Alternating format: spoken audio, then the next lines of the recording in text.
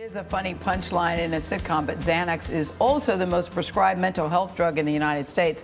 It takes the edge off for millions. That's according to this cover story. It's a great cover in New York Magazine, Xanax, a love story. One of the millions taking that, or who has taken it, is the article's author, contributing editor Lisa Miller, who's with us this morning. Nice to have you with us. Happy to be here, thanks. So Xanax, a love story. What is it? It has become a joke, especially among parents, mothers, especially who are stressed out. Oh, just pop a Xanax. Right. It goes far deeper than that. Right. Though. I mean, just this morning somebody was saying if you take a Xanax and a half a glass of wine, it takes the edge off. I think really working, busy, stressed out people, this is a very stressful time.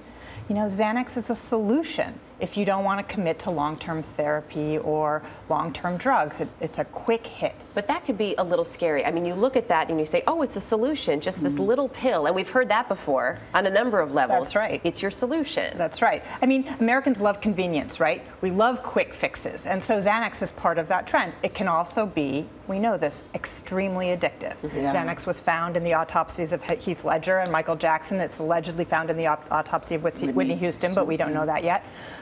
So people who take a lot of other stuff too, alcohol, painkillers, more serious drugs, should not be taking Xanax. Yeah, but they say Xanax alone doesn't kill you. They were talking about when it's combined with other things. But help me understand. I keep hearing the phrase takes the edge off. I've never taken it. Have you ever taken it? No, never have. I've never taken it. And I'm not making any judgment here. I'm just trying to figure out what exactly does it do? How does it make you feel? Right. So anxiety is characterized by chronic worry. So you're spinning. You're worrying about what's going to happen in the future and what's going to happen to me and how is it going to go and what was that stupid thing I said to the boss last night and I shouldn't have said that, or what's that terrible meeting I'm going to tomorrow. And if you take one of these pills, Xanax or another one of the benzodiazepines, it just makes that spinning stop. And if you're a person who does that a lot, it's a huge relief. Do you take it if you're nervous, Lisa? If you're nervous? Well, you know, there's a spectrum, right? About being nervous. There's nervous. Like I was a little nervous to come here this morning, but did you take one this morning? I did not. Okay.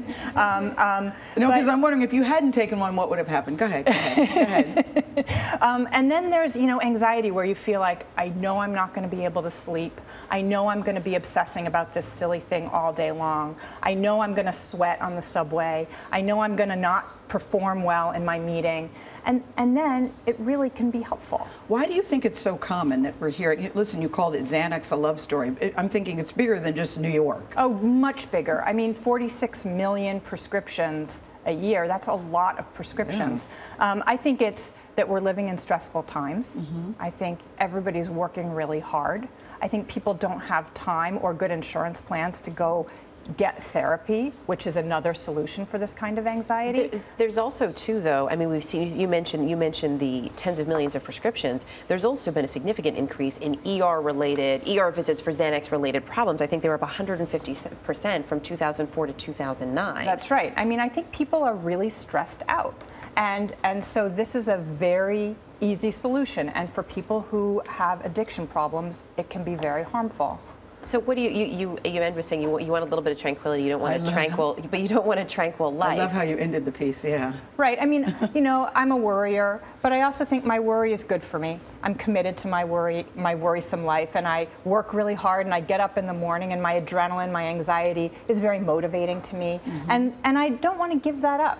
It's part of who I am. Yeah. It's part of what makes me, you know, work really hard and try to impress people and write stories for New York Magazine. You know, it's part of my life. And so I dream of going to Vermont and opening an organic farm, but I don't actually want to do that. Right. Yeah, very interesting article. I think it'll resonate with a lot of people. You did a nice job with it. Thanks so much. Nice job. Nice to have you.